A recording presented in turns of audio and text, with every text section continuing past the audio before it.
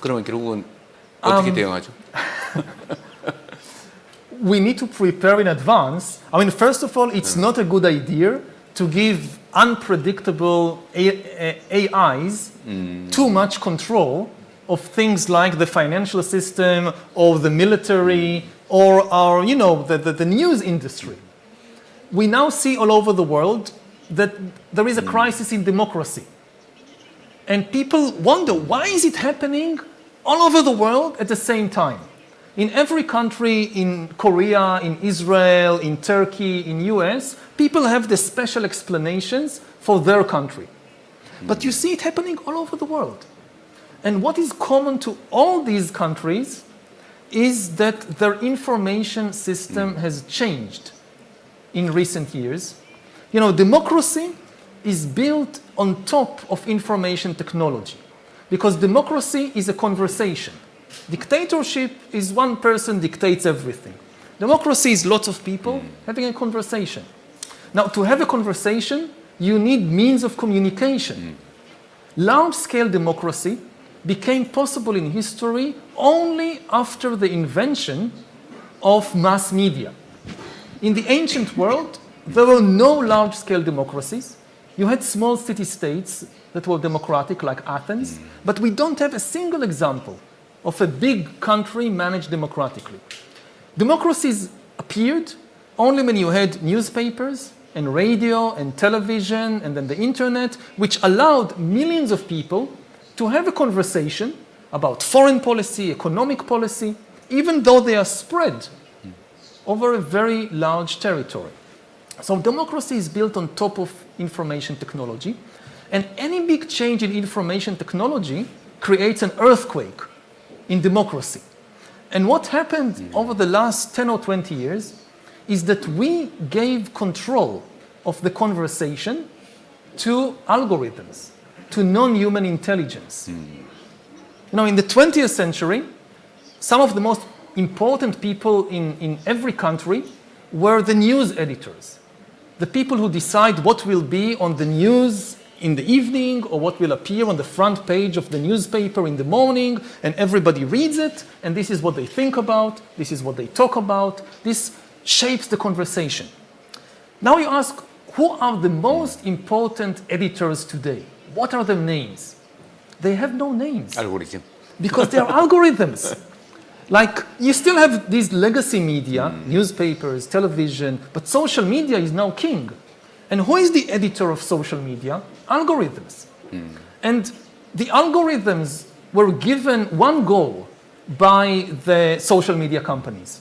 Not the goal of finding the truth, not the goal of creating a healthy conversation, but the goal of increasing user engagement, which means make people spend more time on the platform because this is how the company makes money.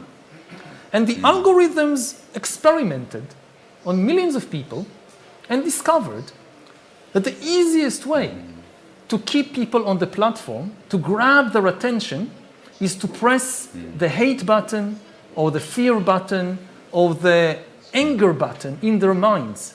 If you show them something that makes them very angry or very fearful, they can't look away, and they send it to all their friends also. So in pursuit of this seemingly benign goal, user engagement, the algorithms deliberately spread hatred and anger and fear.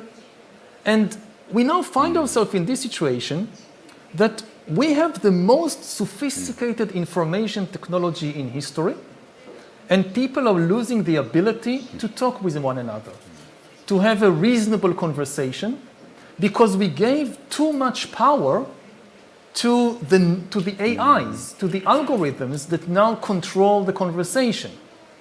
And one thing that I think governments should do is restrict the power of these algorithms, for instance, by forbidding fake people, counterfeit people.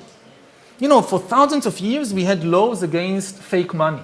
You cannot produce fake money. You do that, you go to jail. Now, you can produce fake people. Like you go online and you read some story, or even you talk with somebody, you think it's a human being, but actually it's a bot. And this should not be allowed. AIs are welcome to talk with us, like maybe we have an AI doctor that we consult with, but it must identify itself as an AI. And some people say, but this is again freedom of speech. These regulations, the information should be completely free. But freedom of speech only protects human beings. It's a human right. Bots don't have human rights. Bots are not protected by freedom of speech. 그 가짜 인간 중에 저는 계엄령 선포하는 윤석열 대통령이 가짜인 줄 알았습니다.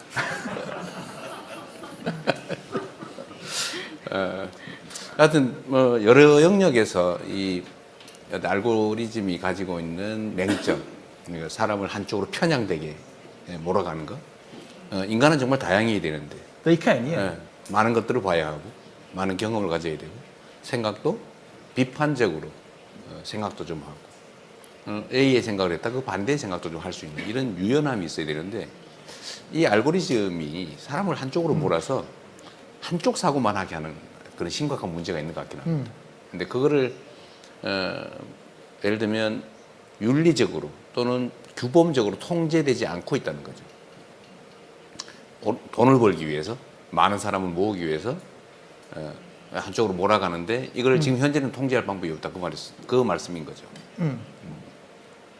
열심히 통제할 방법을 찾아야 되겠군요.